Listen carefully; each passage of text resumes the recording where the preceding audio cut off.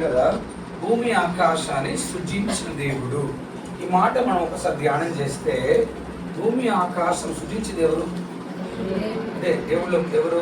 తండ్రి, కుమారుడు, శ్రీయక దేవుడు సృజించాడు. మాట ఏం రాయబడిందంటే, ఆదిలో వాక్యం ఉండేను, ఆ వాక్యమే దేవుడై ఉండేను, అది మనుష్యధారిగా మన మధ్యలో సంచరించాను. అదే అధ్యాయంలో కింద భాగాన్ని వాక్యం చదివితే, సమస్తము ఆయన వల్లనే కలిగేను. ఆయన ఎవరు? దేవుడు ఎవరు? ఆయన సమస్తం ఆయన వల్లనే ఆయన వల్లనే కలుగుచున్నది ఎవరు? సమస్తం ఆయన వల్లనే కలుగుచున్నది అంటే ఎవరు? ఆయన ఎవరు? ఆదిలో వాక్యం ఉండేను. ఆయన ఎవరు? ఆదిలో వాక్యం ఉండేను. యోహాను సువార్త 1 వచనంలో ఆయన ఆదిలో వాక్యం ఉండేను. అది ఎవరు సూచిస్తుంది? యేసు ప్రభు. ఆదిలో అసలు వాక్యం అంటే ఎవరు? యేసు ప్రభు. అదే ఆదిలో వాక్యం ఉండేను, ఆ వాక్యం మధ్యలో మనిషి దారిగా సంచరించడం యోహాను చెప్తున్నాడు అన్నమాట. సమస్తము ఆయన వల్లనే ఏమవుతుంది? కలిగింది. అప్పుడు కీర్తనకారుడు ఏమంటున్నాడంటే, కొండల తట్టు నేను కళ్ళు ఎందుకు ఎత్తుతున్నా అంటే, అక్కడ నుండి నాకు ఏమొస్తుంది? సహాయం వస్తుంది. రెండవ మాట ఏమంటున్నాడు? ఆ సహాయం మాత్రం కాదు, భూమి ఆకాశాన్ని సృజించిన ఆయన దగ్గర నుండి నాకు ఏం రావాలి? సహాయం రావాలి. సో మీకు మాట అసలు అర్థమవుతుందా? అంటే బైబిల్లో కొండల తట్టు కళ్ళు ఎందుకు ఎత్తారంటే, కొన్ని కొండల నుండి సహాయం అందింది మనుషులకి, కొన్ని పర్వతముల నుండి ఏమందింది? సహాయం అందింది.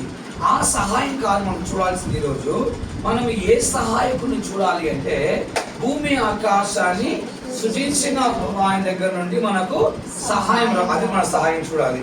కాబట్టి కొంచెం మీరు డీప్గా ఏదో ఆలోచించాలి వాక్యాన్ని.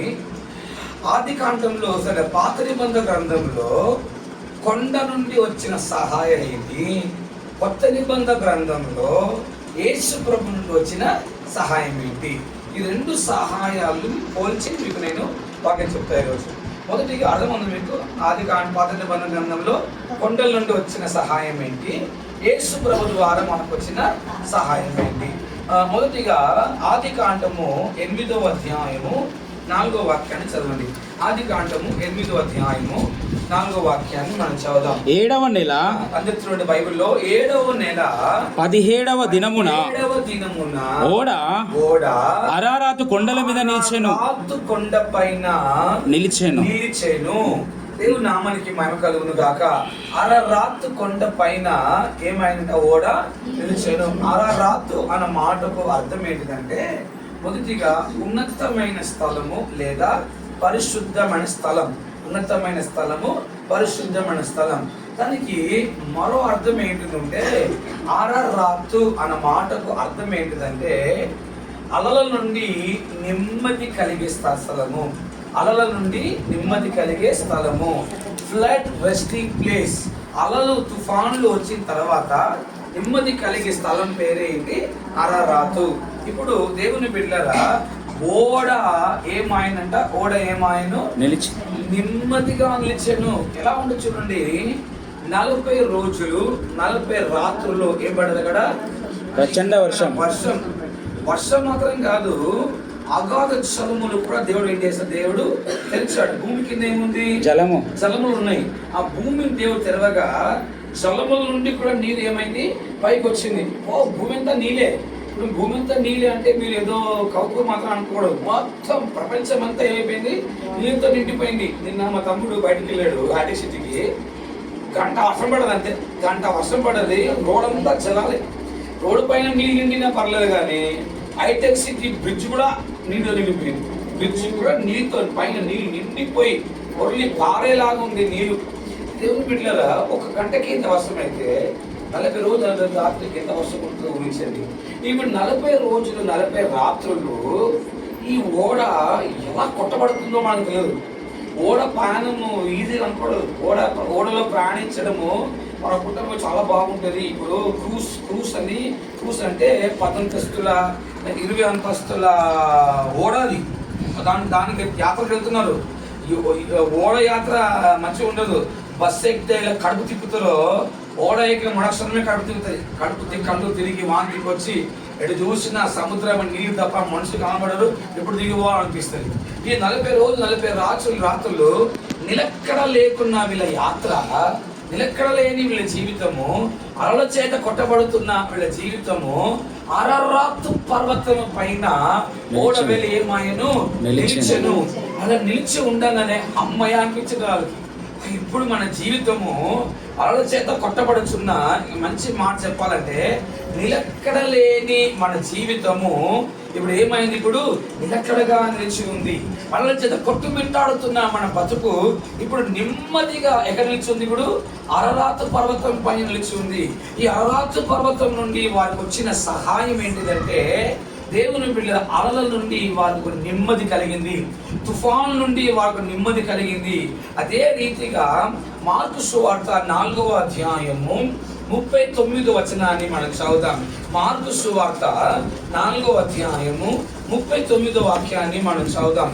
చదవాలి. మార్కు సువార్త 4వ అధ్యాయం. అందుకు ఆయన లేచి గాలిని గద్దించి నిశ్శబ్దమై ఊరకుండుమని సముద్రముతో చెప్పగా గాలి అణగి మిక్కిలి నిమ్మలమాయెను. మిక్కిలి నిమ్మలమాయెను. ఇది కూడా ఓడ. ఎక్కడున్నారు వీళ్ళు? వీళ్ళు కూడా ఓడలో ఉన్నారు. ఈ ఓడలో వీళ్ళు ప్రయాణం అవుతూ ఉంటే, ఓడలో వీళ్ళు యాత్రను సాగిస్తూ ఉంటే, దేవుని బిడ్డరా, ఆ ఓడకు విరోధంగా ఏమైతే వచ్చింది? గాలి తుఫాను అలలు. జాగ్రత్త వినండి. ఇప్పుడు ఆ గాలి తుఫాను అలలు రాగానే యేసు ప్రభుతో వాళ్ళు ఏం మాట్లాడుతున్నాడు? ప్రభువా, లేచి మేము నశించిపోవచ్చున్నాము, నీకు అక్కర లేదా? ఎవరి దగ్గర సహాయం అడిగారు వీళ్ళు? సహాయం అడిగింది ఎవరిని? భూమి ఆకాశమును కలుగజేసిన, వాక్యం అర్థమవుతుందా? అక్కడ నోవా ఏమో అరరాతు పర్వతం నుండి సాయం పొందుకున్నాడు. ఏం సాయం పొందుతున్నాడు? అలల నుండి నెమ్మది కలిగే సహాయం.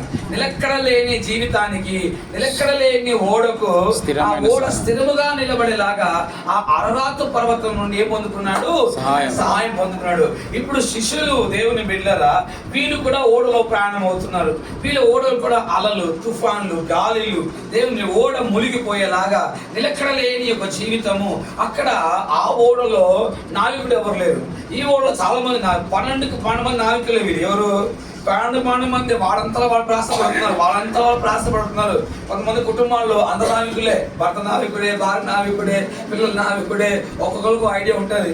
అందరూ ప్రయాసపడ్డారు కానీ ఎక్కడి నుండి వారికి సహాయము అందలేదు. ఎక్కడి నుండి సహాయం వచ్చింది వారికి? ఓడలో ఒకడు ఉన్నాడు. ఆయన ఎవరు తెలుసా? ఆయన భూమి ఆకాశాన్ని సృజించిన వాడు. ఆయన లేచి గాలి తుఫానును ఏం చేస్తాడు? ఆయన గట్టింపగా అది మిక్కిలి ఏమాయను నిమ్మల. ఆ ఓడ కూడా పట్టబడుతున్న ఓడ కూడా మిక్కిలి ఏం కలిగింది? నెమ్మది కలిగింది. మొదటిగా పర్వతం నుండి మనకు ఏ సహాయం కావాలంటే, ఈరోజు నిలకడ లేని మన జీవితము, అలల చేత కొట్టుమిట్టాడుతున్న మన జీవితము, మన కుటుంబం మునిగిపోయేలాగుంటే, అలలు తుఫాన్ల చేత, సమస్యల చేత కొట్టబడుతున్న మనకు ఒక నెమ్మది అనే సహాయము దేవుడు మనకు అందించునుగాక. మొదటి నాకు కళ్ళొచ్చున్నాను, అక్కడ నుండి నాకు ఏమొచ్చును? సహాయం వచ్చును. మొదటి పర్వతము అరరాతు పర్వతము. రెండో పర్వతం తీసి మనం చదువుదాం. 20 ఎక్సోడస్ చాప్టర్ 19. యెహోవా సీనాయి పర్వతము మీదికి, సీనాయి పర్వతము మీదికి అనగా ఆ పర్వత శిఖరము మీదికి దిగి వచ్చెను. యెహోవా పర్వత శిఖరము మీదికి రమ్మని మోషేను పిలువగా మోషే ఎక్కిపోయాను. దేవుని నామానికి మహిమ కలుగును గాక. రెండవదిగా అక్కడ దేవుని బిడ్డలారా, మోసే సీనాయి పర్వతం మీదకి ఎక్కిపోయాను. ఆల్రెడీ మోసే, వినాలి, ఎక్కడున్నాడంటే మోసే సీనాయి కొండ పైన ఉన్నాడు మోసే. ఇప్పుడు దేవుడు మోసేని ఏమంటున్నాడంటే పర్వత శిఖరముల పైకి రమ్మంటున్నాడు. పర్వతం పైన ఉన్న మోసేను పర్వతము ఇంకా శిఖరం, ఇంకా ఉన్నతమైన ప్రాంతానికి రమ్మన్నాడు. సీనాయి కొండ పైన దేవుడు మోసకి ఏమిచ్చాడండి? 10 ఆజ్ఞలు ఇచ్చాడు. ఆజ్ఞలు ఇచ్చాడు. ఆజ్ఞలకు మరో మాట ఏంటిదంటే నియమాలు ఇచ్చాడు. ఒక దేశం ఉంది అంటే ఆ దేశానికి ఏముండాలి? నియమాలు ఉండాలి. అది ఇంగ్లీష్ ఏమంటదంటే law of the land. Law of the land. ఒక దేశానికి ఒక లా ఉండాలి, నియమం ఉండాలి. ఇప్పుడు ఇశ్రాయేలు ప్రజలకు విడుదల ఉంది. ఏ విడుదల ఉంది? బానిస విడుదల ఉంది. కానీ వాళ్ళకి నియమం లేదు, ఏం లేదు, వాళ్ళకి లా లేదు. ఎలా జీవించాలి, ఎలా నడవాలి, ఎలా మెదులుకోవాలి, ఏమి ఇచ్చాడు ఆజ్ఞ చెప్పండి. ఆజ్ఞలు ఏంటి? నీ దేవుని యెహోవా తప్ప మరి ఏ దేవునికి నువ్వు నమస్కరించకూడదు. నీవు నీ తల్లిదండ్రులు ఏం చేయాలి? సన్మానించాలి. నీవు నీ ఆదివార దినమును ఏం చేయాలి? పరిశుద్ధ దినమును ఆచరించాలి. 10 ఆజ్ఞలు ఇచ్చాడు. ఏంటిది? ఇవన్నీ ఏంటి? నియమాలు. సీనాయి కొండ పైన దేవుడు ఇశ్రాయేలు ప్రజలకు వినాలి, వాక్యాన్ని వినాలి. సీనాయి కొండ పైన దేవుడు ఇశ్రాయేలు ప్రజలకు ఇచ్చిన సహాయం ఏంటిదంటే, దేవుని బిడ్డలారా, సహాయం ఏంటిదంటే వారి జీవితానికి ఒక నియమం ఇచ్చాడు. ఏమి ఇచ్చాడు? ఒక నియమం. నియమం లేకపోతే అఫ్కోర్స్ నేను లేట్కి వచ్చాను, కానీ మన చర్చ్ టైం ఏంటి?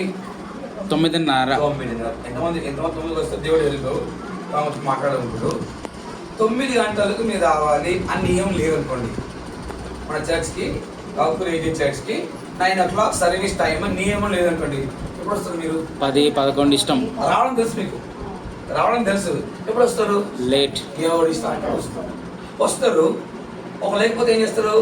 వెళ్ళిపోయి మనుషులు అనుకుంటారు అందరూ వచ్చినాక వస్తారు. అందరూ ఎప్పుడు వస్తారో మీకు తెలియదు. కానీ నియమం ఉండడం వలన, క్రమంగా చూడండి, ఆ నియమం పెట్టడం వలన శనివారం ఉంటే మీరు తయారవుతారు, శనివారం ఉంటే రెడీ అవుతారు, 8 గంటలకైనా స్నానానికి వెళ్తారు. ఎందుకు? ఆ నియమము ఒక మార్గంలోకి తెచ్చింది మిమ్మల్ని. నియమం లేకుండా మనం జీవించలేము మన ఆత్మీయ జీవితంలో.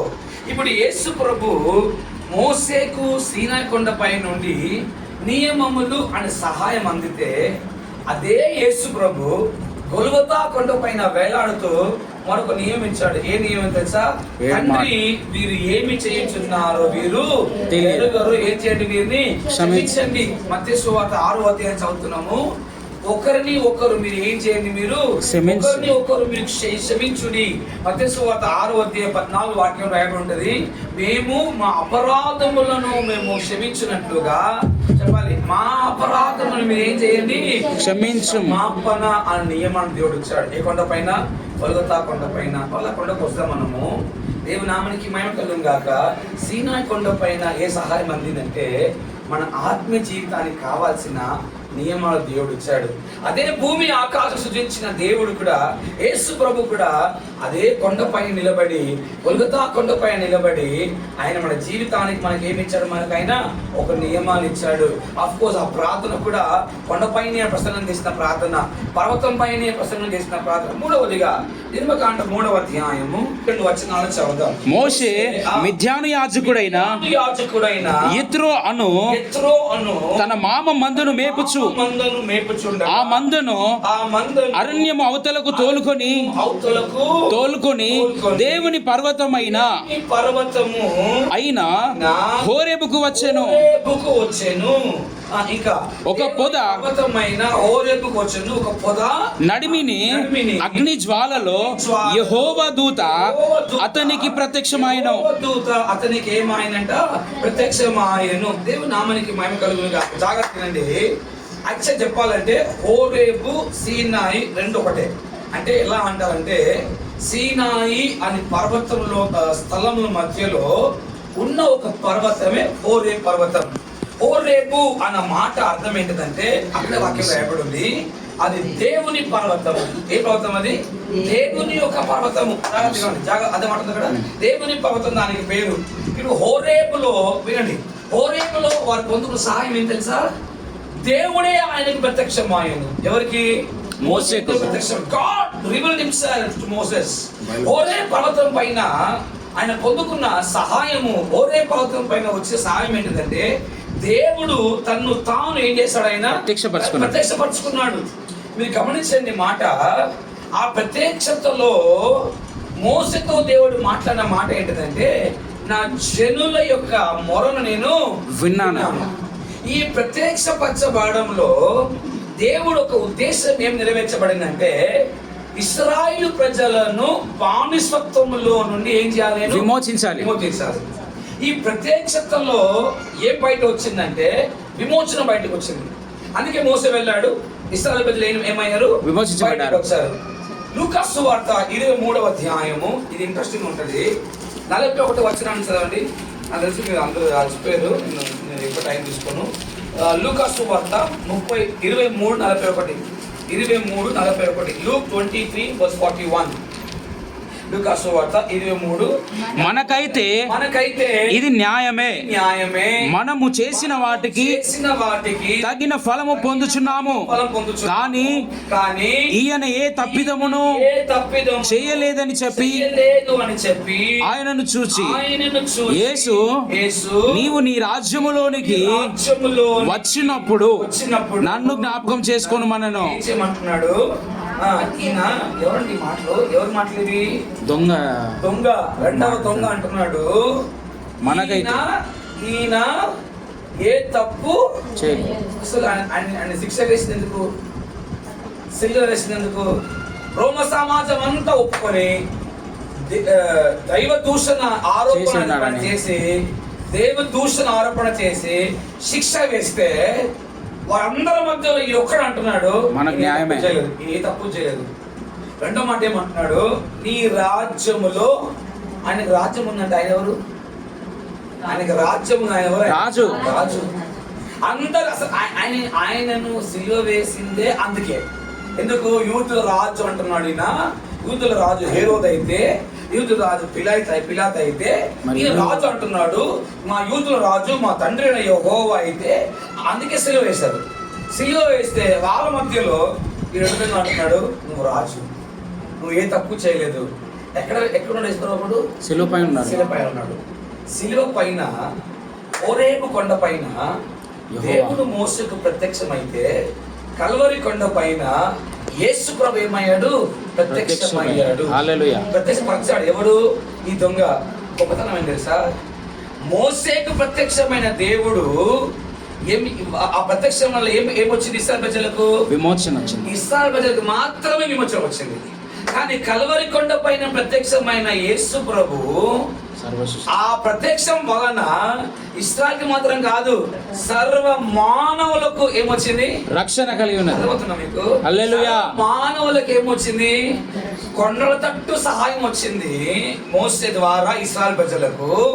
కానీ భూమి ఆకాశాన్ని సృజించిన యేసు ప్రభు వలన కూడా ఒక సహాయం వచ్చింది. అది సహాయం ఏంటి తెలుసా? ప్రపంచం అంతటికి, మానవ జాతి అంతటికి ఏం కలిగింది? రక్షణ కలిగింది. హల్లెలూయా. ఈ మాట మీకు అర్థమవుతుందో? కొండల తట్టు మాత్రం కాదు మన కళ్ళెత్తాలి. మనం దేని తట్టు కళ్ళెత్తాలి తెలుసా?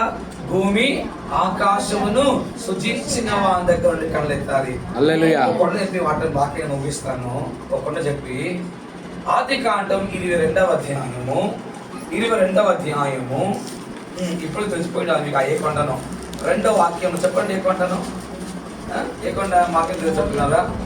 మాకంతా ఒకటి తెలుసు. ఎప్పుడు బల్ల ఇస్తావు, ఎప్పుడు నా ప్రాణం అంటావు, అదే అంటున్నారా?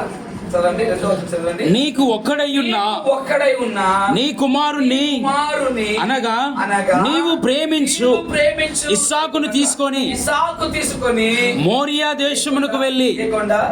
మోరియా దేశం పైన నేను సెలవించే పైన కొండ పైన నువ్వు నాకేం చేయాలి? పర్వతం పైన. మళ్ళీ ఈ కొండ పేరేంటి? మోరియా అన్న మాటకు అర్థం ఏంటి చెప్పండి? మోరియా కొండకు అన్న మాటకు అర్థం ఏంటి?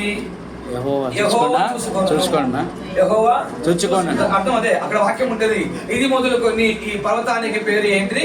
యెహోవా చూచుకొనును అని పేరు పెట్టాడు. యెహోవా చూచుకొనును, యెహోవా అనుగ్రహించును, జాగ్రత్తనండి, యెహోవా సహాయము చేయును. ఇవన్నీ పేరు దేనికి రాయబడింది? మోరియా పర్వతం రాయబడింది. ఏంటి స్టోరీ? ఏంటిది స్టోరీ? ఏంటి? ఆ కొండపైకి ఆయన ఎక్కగా, ఎవరు? మోసే కొండపైకి ఎక్కగా, ఆ కొండ ఈ వైపు నుండి తండ్రిగా ఉన్న అబ్రహాము కుమారుని తీసుకొని ఆ కొండపైకి ఆయనకి ఆయన బలి అర్పించాడు. ఆయన బలి అర్పించగా దేవుని బిడ్డలారా జాగ్రత్తగా మాట్లాడండి. అక్కడ ప్రభు ఆయనతో మాట్లాడుతున్నాడు. నీ కుమారుని ఏం చేయకు, నువ్వు బలి ఇవ్వకు. ఈ కుమారుని నువ్వు బలి ఇవ్వకు. దేవుని బిడ్డలారా ఆ కుమారునికి బదులుగా ఎవరిని బలి ఇవ్వమన్నాడంటే, దేవుని బిడ్డలారా అక్కడ ముళ్ళ పొదల్లో చెక్కి ఉన్న పొట్టేలు. దీనికి మన తాత అవసరము. ఈ మాట లాస్ట్ లో వస్తాము. ఎలాంటి సహాయము దేవుడు మనకి ఇవ్వాలి తెలుసా? కొండ నుండి ఈరోజు యోహాను సువార్త 6వ అధ్యాయము 3వ వాక్యం చదవడం. రెండు సహాయం చెప్పి ముగిస్తాను. యోహాను సువార్త 6వ అధ్యాయము 3 కొండ నుండి యేసు కొండ ఎక్కి అక్కడ తన శిష్యులతో కూడా కూర్చుండెను. అప్పుడు పస్కా అను యూదుల పండుగ సమీపించెను. కాబట్టి యేసు కన్నులెత్తి బహు జనులు తన యొద్దకు వచ్చుట చూచి వీరు భుజించుటకు ఎక్కడి నుండి రొట్టెలు కొని తెప్పిద్దాము అని. దాని తర్వాత అక్కడ ఎంతమంది పోషించాడు దేవుడు? ఇంచుమించు 5. ఎంతమంది పోషించాడు దేవుడు? 5,000 మంది. 5,000 మంది అక్కడ ఏం చేయబడ్డారు? ఆహారం ఇచ్చాడు. మొదటిగా కొండ నుండి ఏ సహాయం వచ్చిందంటే దేవుని బిడ్డలారా, మన అవసరాలు తీర్చే సహాయం వచ్చును, మనకు ఆహారము తీర్చే సహాయం వచ్చును. 5,000 మందిని దేవుడు పోషించాడు. 5,000 మందిని దేవుడు ఒకేసారి పోషిస్తే 5,000 పోషణ నీకు ఇచ్చాడు అనుకోండి, నువ్వు ఎన్ని రోజులు తింటావు? 5,000 మంది పోషణ నీకు ఇస్తే దేవుడు ఎన్ని రోజులు తింటావు? 5 సంవత్సరాలైనా. ఇప్పుడు మనం ఒకరు తీసుకోక 5,000 మంది 5 సంవత్సరాలు ఈ రోజులో వారికి ఇచ్చే సహాయం దేవునికి ఇయ్యడా? నిశ్చయంగా ఇస్తాడు. కానీ మనం చేయాల్సింది ఏం తెలుసా? కన్నులెత్తు. ప్రైజ్ గాడ్, హల్లెలూయా. అక్కడ నుండి మనకి ఏమొచ్చును? సహాయము. 5,000 మందికి ఆ సహాయం అయితే ఈరోజు మనం ఏ అవసరంలో ఉన్నామో ఆ సహాయం దేవుడు మనకు ఇచ్చును గాక. ఆమేన్. మాట చెప్తాను, చాలా ఇది మీ ఆత్మను తెప్పరలు చేయాలి. మీ ఆత్మలు ఏం చేయాలి?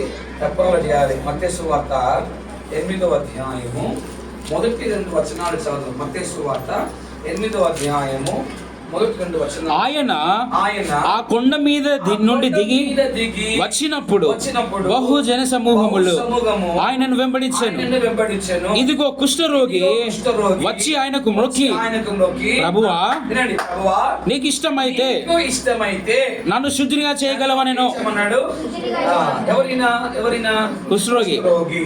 ఇప్పుడు మన వాక్యం ఏమంటున్నాము? కొండ తట్టు నుంచి సహాయం. రెండోది ఏ సహాయము? ఒకటి కొండ తట్టు సహాయం, సృజించిన అన్ని. నెక్స్ట్ సహాయం ఎక్కడి నుంచి? భూమి ఆకాశంలో సృజించిన. మత్తయి సువార్త 8 మొదటి వచనంలో యేసు ప్రభు ఏం దిగుచుండగా? కొండ దిగుచుండగా. కొండ ఎప్పుడు ఎక్కాడు ఆయన? మత్తయి సువార్త చెప్పాలి, ఎప్పుడు ఎక్కాడు? 5. అవునా కదా? మొదటి వచనంలో ఎక్కాడు. ఇప్పుడు ఈ కుష్ఠం ఎక్కడున్నాడు? కింద ఉన్నాడు. ఎప్పుడు వచ్చింటాడు? కొండ ఎక్కాడు, రాలేదు. ఆ కొండ కిందికి ఎప్పుడు వచ్చింటాడు? ఎప్పుడు? ఎండింగ్ లో వచ్చింటాడేమో. ఎప్పుడు వచ్చింటాడంటే యేసు ప్రభు ఎప్పుడు కొండ ఎక్కాడో అప్పుడు వచ్చింటాడు. ఎందుకంటే ఈ కుష్ఠరోగికి ధర్మశాస్త్రం తెలుసు. మళ్ళీ పైకి ఎందుకు పోలేక కుష్ఠరోగి? ఆయన తెలుసు పైకి పోయినామంటే రాళ్లతో పడుతున్నాం అన్నది. ఎందుకంటే నీ కుష్ఠరోగి ధర్మశాస్త్రం తెలుసు కాబట్టి.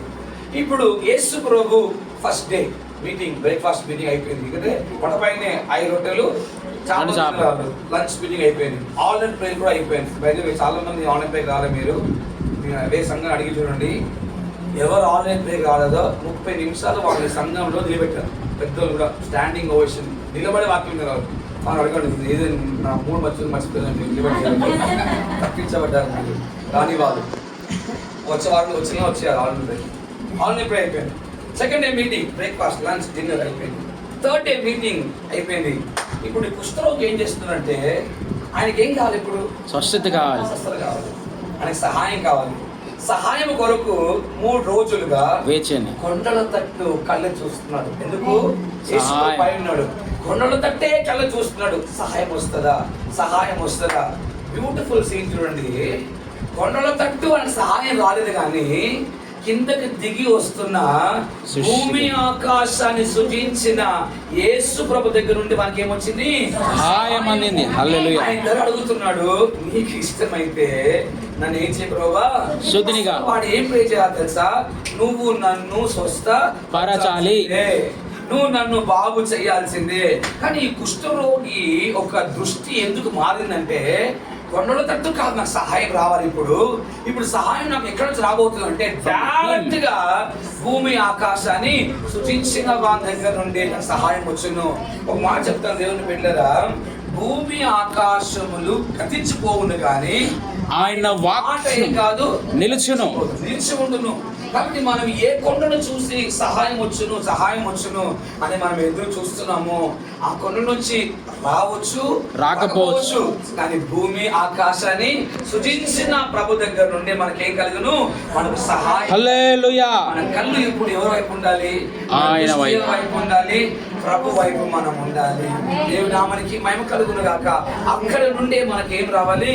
సహాయము. ఆ కొండ, ఆ పర్వతము మరి ఎవరు కాదు కానీ యేసు ప్రభువే. ఆమేన్. హల్లెలూయా. ఆయన వైపే మన కడుపు ఉండాలి. కళ్ళు ఎత్తి ఆయన వైపు మనం